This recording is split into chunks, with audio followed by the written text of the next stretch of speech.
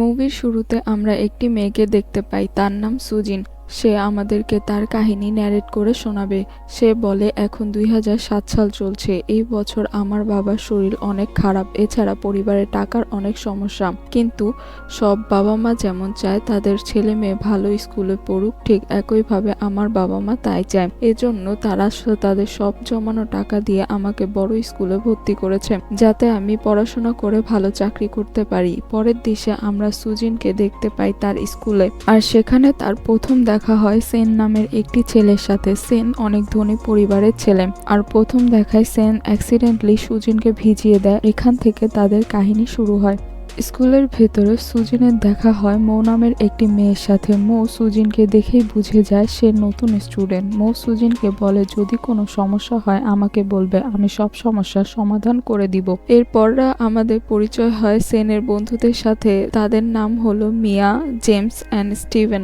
তারপরের দৃশ্যে আমরা দেখতে পাই ক্লাসরুমে সুজিনকে সেনের আগের সিটে বসানো হয়। সুজিন ম্যাথে অনেক দুর্বল ছিল, তাই সে ম্যাথ এক্সামে অনেক কম নাম্বার পেয়েছে। ক্লাস শেষে সুজিন যখন বাইরে যাচ্ছিল তখন সেন তাকে বিরক্ত করার জন্য তার কাছ থেকে বই নিয়ে নেয়। এজন্য সুজিন রাগ করে বই রেখে ওখান থেকে চলে যায়। পরের ক্লাসে সেন সুজিনকে বই ফেরত দেওয়ার চেষ্টা করে, কিন্তু সে তাকে ইগনোর করে আর তার চেয়ার সেনের পায়ের উপর উঠিয়ে দেয়। সেন বইটি টেবিলের উপর রেখে সুজিনকে বলে, একবার খুলে দেখো। এরপর সুজিন বই খুলে দেখে সেন সব ভুল ম্যাথগুলো সলভ করে দিয়েছে, আর এভাবেই সেন সুজিনের কাছে সরি বলেন। লাঞ্চ টাইমে সেনের বন্ধু জেমস সুজিনকে বলে, তোমার জন্য সেনের পায়ে ব্যথা লেগেছে, এখন ডাক্তারের খরচ কে দেবে? তখন সুজিন তার এটিএম কার্ড সেনকে দিয়ে দেয়। এরপর জেমস সুজিনের টাকা দিয়ে পুরো ক্লাসকে পার্টি দেয়, ফলে সুজিনের সব টাকা শেষ হয়ে যায়। এটা দেখে মৌ বলে, এতে সুজিনের পুরো 1 মাসের খরচ ছিল। এটা তো কি তুমি জানো? এটা শুনে সেনের খুব খারাপ লাগে। পরে ক্লাসে সেন সুজিনকে তার কার্ডে টাকা ভরে ফেরত দিয়ে দেয়, কিন্তু সুজিন কার্ডের টাকা ক্যাশ করে সেনকে ফেরত দেয়। পরের দৃশ্যে আমরা দেখি সুজিন স্কুলের ছাদে দাঁড়িয়ে অনেক টেনশন করছে, কারণ তার পুরো মাসের টাকা শেষ হয়ে গেছে। এখন সে কিভাবে চলবে সেটা ভাবছে। তখন সেন সেখানে চলে আসে। সেনকে দেখে সুজিন সেখান থেকে চলে যাওয়ার জন্য চেষ্টা করে। তখন সেন বলে, আমাকে তোমার ম্যাথ সাবজেক্টে হেল্প করতে দাও, যাতে তুমি ম্যাথে অনেক ভালো নাম্বার পাও। কিন্তু সুজিন তার কথা শোনে না। তখন সেন বলে, তোমার কম নাম্বারের সবচেয়ে বেশি প্রভাব কার উপর পড়বে সেটা ভাবো। সুজিন তার বাবা মার কথা চিন্তা করে। তখন সে সেনের অফারে রাজি হয়ে যায়। এরপর থেকে প্রতিদিন স্কুলের ছাদে সেন সুজিনকে ম্যাথ শেখানো শুরু করে। এরপর ধীরে ধীরে তাদের মধ্যে বন্ধুত্ব হয়ে যায়। পরে এক্সামে সুজিন অনেক ভালো নাম্বার পায়, ফলে সে অনেক বেশি খুশি ছিল। স্কুলের পরে সেন সুজিনের সাথে দেখা করতে গেলে তখন মৌ বলে, সুজিনের বাসায় কোনো সমস্যা হয়েছে, তাই সে বাসায় চলে গেছে। এরপর কিছুদিন এভাবেই চলে যায়। সুজিন আর স্কুলে আসে না। হঠাৎ একদিন মৌ সুজিনের সিটে বসে। সেন ওকে বলে, তুমি এখানে কেন বসেছো? মৌ বলে, সুজিন এমনটাই চায়। সুজিন চলে এসেছে আর এখন সে হোস্টেলে আছে। এটা শুনে সেন তাড়াতাড়ি সুজিনের কাছে যায় আর বলে, তুমি আমার থেকে দূরে কেন যাচ্ছ?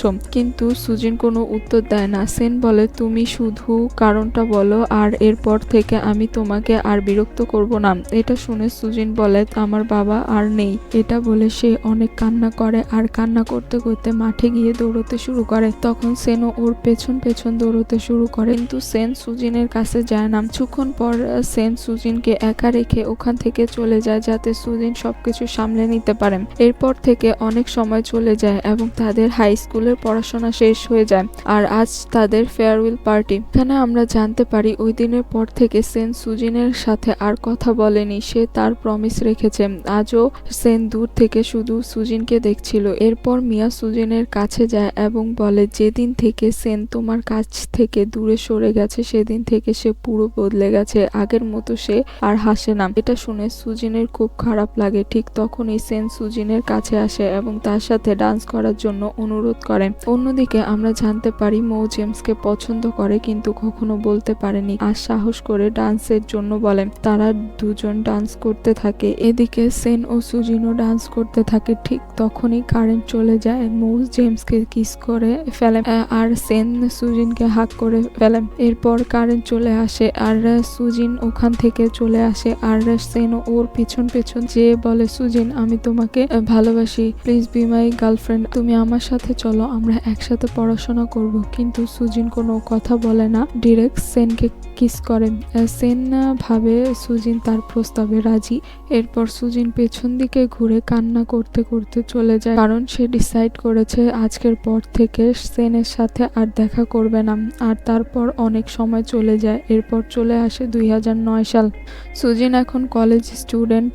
সেখানে তার বন্ধুত্ব হয় জুয়ান নামের একটি ছেলের সাথে। সে সুজিনের সিনিয়র ছিল এবং তারা একসাথে পার্ট টাইম জবও করতো। এরপর আমরা দেখি সুজিন ও মৌ নিজেদের মধ্যে কথা বলছে। তখন মৌ সুজিনকে জিজ্ঞাসা করে, জুয়ান তোমার অনেক খেয়াল রাখে, সে আবার তোমাকে পছন্দ করে না তো?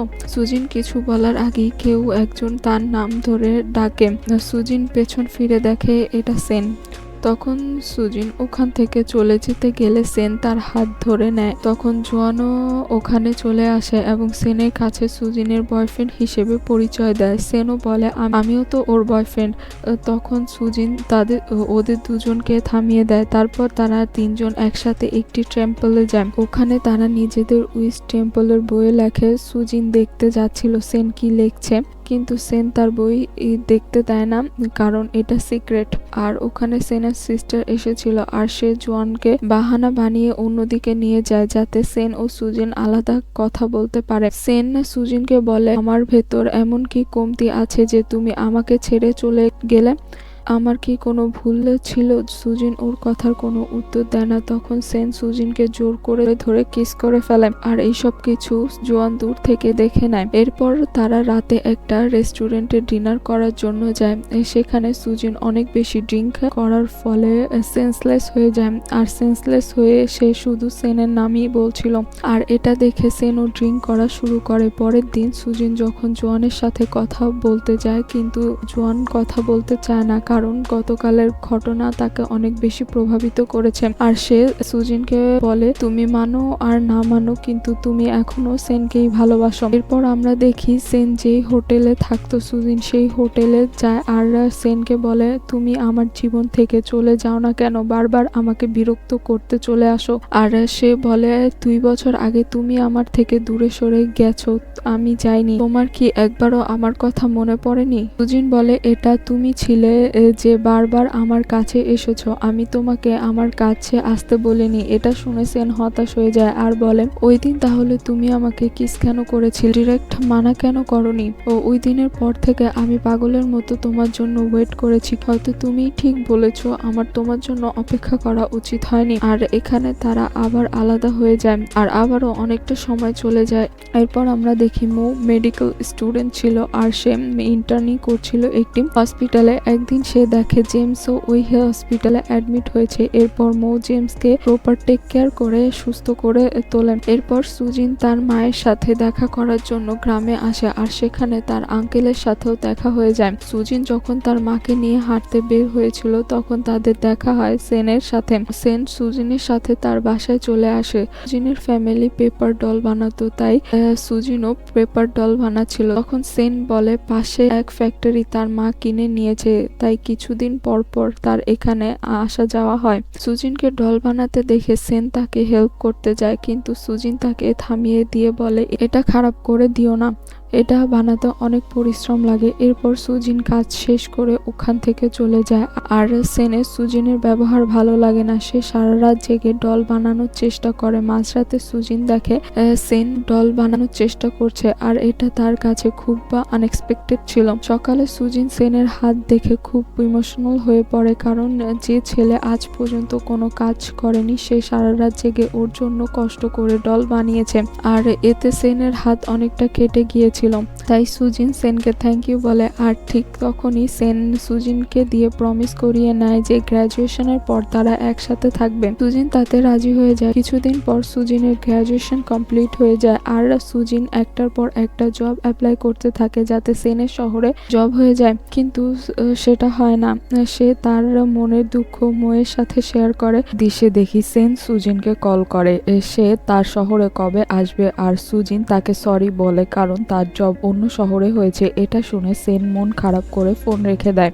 এটা দেখে সুজিন সাথে সাথে টিকিট কেটে সেনের সাথে দেখা করার জন্য রওনা দিয়ে দেয়। মাঝ রাস্তায় সেন আবার তাকে কল করে, সরি বলে সে রাগ করে ফোন রেখে দিয়েছিল এর জন্য, আর বলে তুমি আমার কাছে না আসতে পারো কিন্তু আমি তোমার কাছে আসতে পারি। তখন সুজিন বলে আমি তো এখন ট্রেনে তোমার কাছে যাচ্ছি। তখন সেন বলে আমিও তো ট্রেনে তোমার সাথে দেখা করব বলে ট্রেনে উঠেছি। এরপর তারা ডিসাইড করে মাঝ স্টেশনে নামবে আর তারা ওই স্টেশনে একে অপরের সাথে দেখা করে। আর ওদিন রাতে তারা একটা হোটেলে থাকে। আর এরপর আরো কয়েক বছর কেটে যায়। চলে আসে 2012 সাল, যখন সুজিন আর সেন এক বাসায় শিফট করছিল। আর অন্যদিকে জেমস মৌকে বলে তার বিয়ে ঠিক হয়ে গেছে অন্য মেয়ের সাথে, আর সে তার ফ্যামিলির বিরুদ্ধে গিয়ে কিছু করতে পারবে না। মৌ একটু মুচকি হেসে তাকে অভিনন্দন জানিয়ে ওখান থেকে চলে আসে। সুজিনকে সবকিছু খুলে বলে আর মৌ ডিসাইড করে বিদেশে চলে যাবে পড়াশোনা করার জন্য, যাতে সে এই ব্রেকআপ থেকে ওভারকাম করতে পারে। সুজিনের কাছ থেকে বিদায় নিয়ে নেয়। পরের দৃশ্যে আমরা দেখতে পাই সুজিন আর সেন একটি পার্টিতে যায়,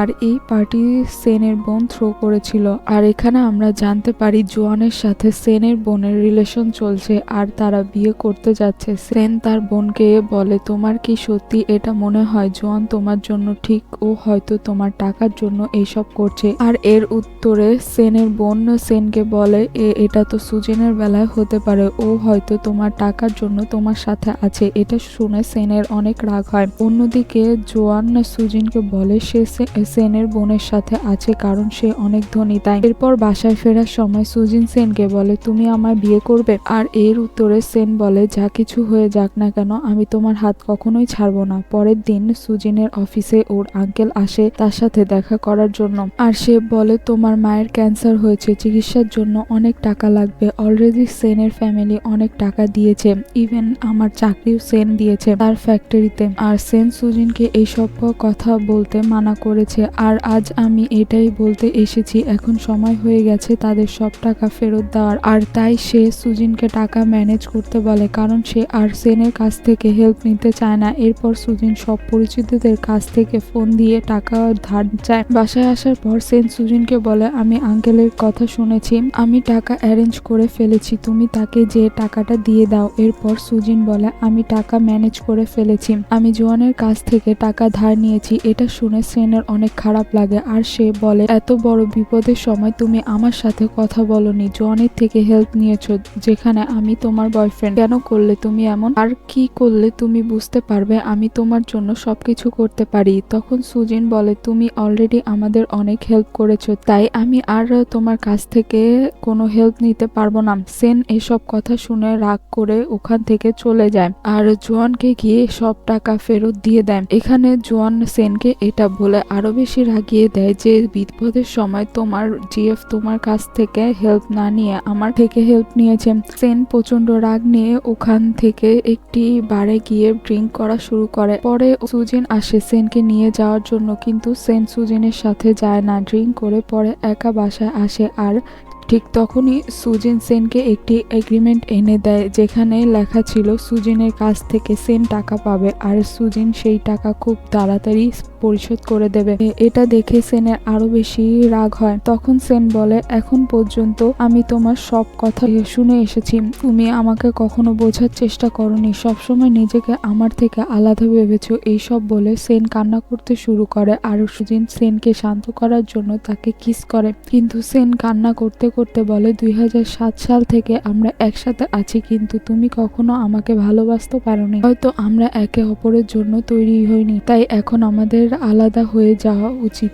এখানে তাদের ব্রেকআপ হয়ে যায় আর এভাবেই 2 বছর চলে যায়। এখন সাল 2014। আমরা দেখি সুজিন টেম্পেলে গিয়ে নিজের উইশ বইতে লিখে, তখন তার সেনের কথা মনে পড়ে আর সে ভাবে সেন সেই বইতে কি লিখেছিল আর সে সব বই চেক করা শুরু করে। এরপর সে সেনের বইটি পেয়ে যায় আর দেখে সেন ওখানে সুজিনের নাম লিখেছে কারণ সেনের কাছে সবচেয়ে বেশি ইম্পর্টেন্স সুজিন ছিল। আর এভাবে আরো 1 বছর কেটে যায়। 2015 সালে সুজিন সেনকে খুঁজতে নিউ ইয়র্ক চলে আসে। সেনের ঠিকানায় আসার পর সুজিন সেনকে দূর থেকে দেখতে থাকে আর ভাবে আমরা কি কখনো এক হতে পারবো। আর এখানে এই মুভিটি শেষ হয়ে যায়।